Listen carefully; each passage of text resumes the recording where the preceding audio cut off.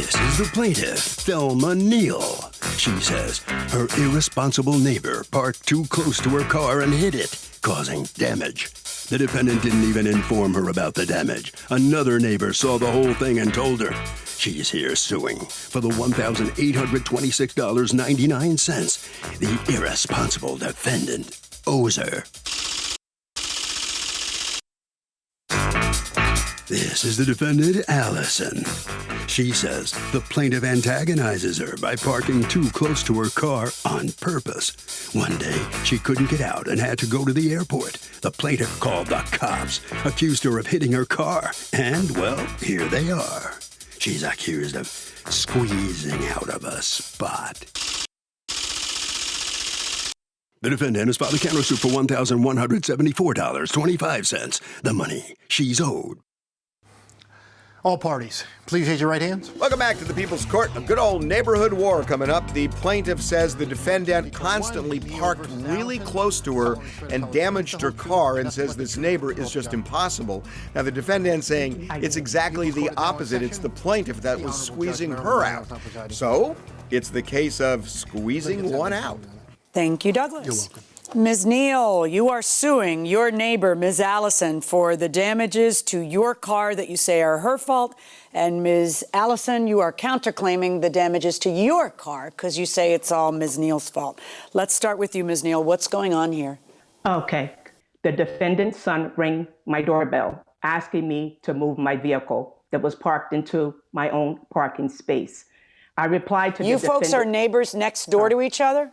Yes, we literally live next door to each other. So how many spaces are in front of your house? 2 spaces are in front of my house. And those 2 spaces belong to you, correct? Yes. And then 2 spaces are in front of her house and those belong to her, correct? Correct. Okay. Yes. Correct. So when she moves in, according to you, what happens? Okay, so when she moved in, when she parked her car, it was in my parking space. My daughter came to visit. So my daughter rang her doorbell to ask her to move her car. I believe when what my daughter stated that she replied that she thought it was her parking space, which is okay because you're a new homeowner. So my daughter specifically showed her where her 2 parking spots were. And then between June and November, you complained that she's parking too close to your car. Tell me about that. Yes, each homeowner had their 2 parking spots. So the defendant has 2 parking spaces as well. But I believe what happens, she's tried to squeeze too many cars into a little spot. Okay. So she's over the line. Yes. Okay. Now yes, you sent me a series of pictures that you wanted me to look at to show what you're describing. So I'd like to look at those pictures now. Tell me what I'm looking at here. Okay. The black vehicle is my vehicle. They're all black. And it's parked. Which is the black vehicle? The one on the very right-hand side. Okay. The defendant's vehicle is parked right next to mine. Now, the defendant's vehicle is not parked into that cement. How can I tell? I can't tell. I mean, I do see that there's a third car. Someone's trying to, on the very, very left-hand side, I see that a third car's trying to squeeze in there. Okay, this picture looks pretty obvious that you're crowding her, Ms. Allison. Why are you so far into her space on this picture? Can you see this picture? I can. Okay. I've been parking there since I moved in June. My husband's car, if you go back to the previous picture. Yeah, the previous picture where you're trying to make 3 spaces out of 2? That one? Right. So, yeah. Yes, the other car next, I'm sorry, the other car next to mine, which is, my car is the gray one. Yeah. The blue one is my husband's car. That's the only parking spot that we got. I don't understand. Did you get 2 spaces or 1 space when you bought the house? We only got 1 space. We still don't have 2 parking spots. Oh, okay. So this very day, we only have 1 parking spot. So are you trying to park 2 cars in 1 space? Well, technically, it seems so if I only got 1 Yeah, parking it sure spot. seems so. So let's talk about what happened, Ms. Neal. What happens on the day in question, which is why you're here? Okay, on the date in question, again, her son rang my doorbell. I believe it was her nephew, right, Ms. Allison? Yeah, her nephew rings your doorbell. Okay, I'm sorry, I didn't know. That's okay. I'm sorry. And he said that the defendant asked that I move my vehicle. I replied, no, I'm not going to move my vehicle because she frequently parked her car there very close to my car. She said if I don't move my car, then she would hit my car. And again, I've said I'm not going to move my car because I'm parked into my own parking space. So there are no stripes on the ground? They're not actually stripes, no, Your Honor. They're only a wheel stopper, a cement block in wheel front. stopper. Okay, I got it. So, yes, so now, she contacts you, or the nephew knocks on your door, and you say, "No, I'm not moving it. I'm sick and tired of it. Now it's got to bother her instead of me." And then she says what? She says to me, we're back and forth arguing, and she says to me, if I don't move it, she will hit my car. And I just closed my door and let it go. Okay. I closed my door. You tell me, that was Ms. the end of Allison, it. what ends up happening? Tell me about the argument that day. You send your nephew to go knock on her door. She says, "I'm not moving it." And then what do the two of you say to each other? So I leaned next to my car, and she came out, and she was yelling. She started cursing the word. So I said, "Oh, that's the kind of person I'm dealing with today. I'm not going to have it." So she was ranting. Whatever she was saying, I wasn't listening. I was totally ignoring her. She addressed me by my name. I said, "You're speaking to me?" She said, "Yes." She said, "You could have come to me and say to me, you need to just park in my parking spot." I said, "I'm not in your parking spot. I'm parking directly in front of my house." Okay? But not really, right? Because you have one space and you're parking two cars in it, and that's a problem. But do you ever tell Ms. Neal that if she doesn't move, you're going to hit her car?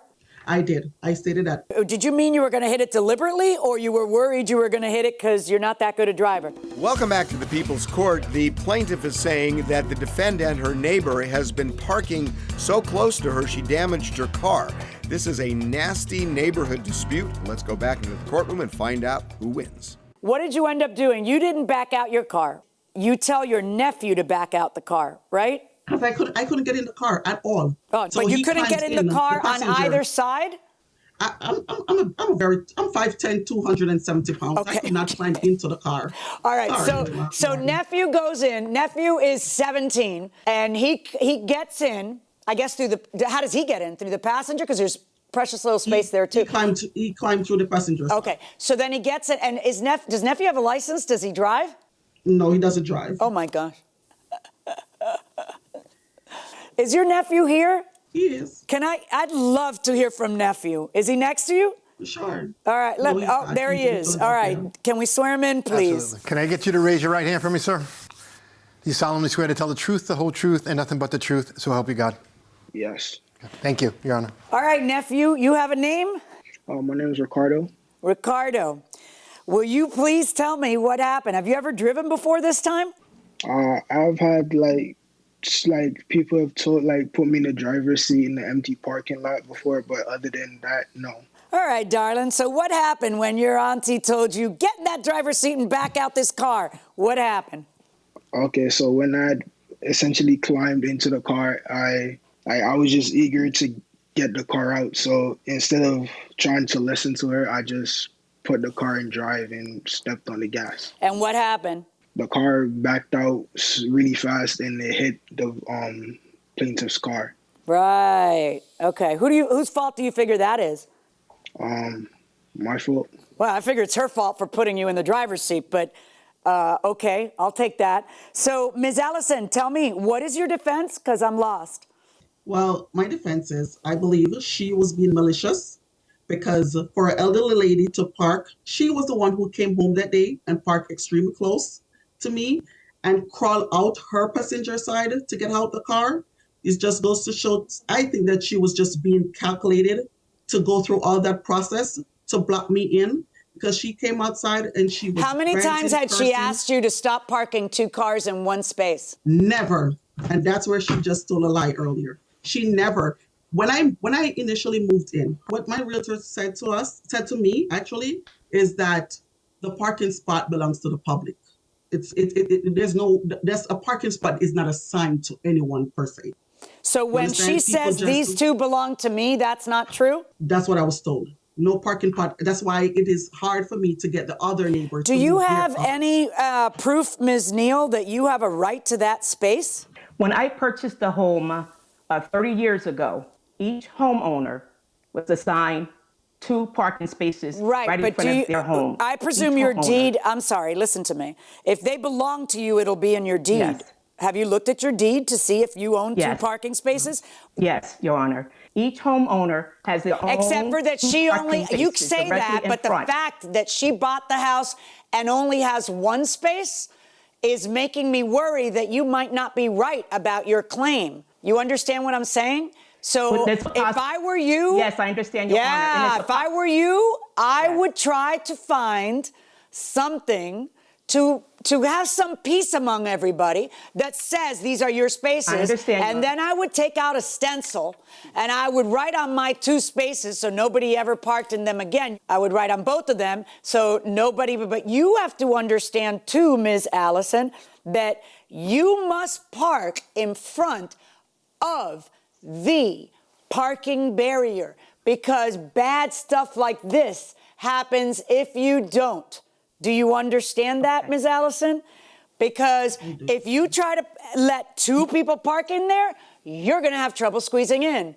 Okay? So it's a terrible idea to just handle it the way you've been handling it. So as far as your counterclaim against Ms. Neal, I am finding in favor of Ms. Neal because the accident is clearly your fault and or your nephew's fault, although the poor thing was probably just following orders. And as far as Ms. Neal's claim against you, I am finding in her favor in the amount of the $1,826.99. That is my judgment. Good luck, folks. So the judge finds for the plaintiff for the full amount, the $1,826. Ms. Allison, you heard the judge, you heard her advice. Honestly, I told myself that's the only way I would have paid her if the judge decided that I was wrong. So the judge rendered her verdict, and that's fine. Do you think you can work this out and, be a peaceful neighbor? I never had a problem with her before. So, yes, I'm fine. All right. Ms. Neal, you okay with that? I have no problem with working things out with the defendant, but I am glad that justice was served. All right. Congratulations. Thank you. Thank you very much. All right, Harvey. You know, Doug, I think in a situation like this, you need to get a third party involved before there's a problem. They clearly were having problems before, and the problems resulted in this damage. So if somebody is doing something like this, parking too close, doing whatever, go to the landlord and just say, look, I need your help. This tenant is being unreasonable, and you're going to be on notice here, too, that my car is in danger right now of getting scratched and damaged. The landlord may be able to mediate this thing and avoid you going to court. Is it too late to go to law school at 40? It is definitely not too late to go to law school at 40. My oldest brother started medical school at 31. And that's a long road because most doctors are going to have 4 years medical school and at least 3 years of residency or internship. Some are going to have 4 or 5, 7 years. Yeah. But you got to follow your dreams. And what's wrong with becoming a lawyer at 40? I went to law school. 44, I had a friend in my 43. section who was 56. And you were like Doogie Howser. You were. I was 21. I was 20, but she was 56. Right. And she was just the bee's knees. We were all just so excited that she was going to law school at that stage, and she was going full time. But the point is that life is an extended journey, and your learning process should be lifelong. It shouldn't end at 20 or 20 something. It should just extend to the rest of your life. It's never too late. Figure out what you want to be. I'm still trying to figure out what I want to be. Right? There's still time.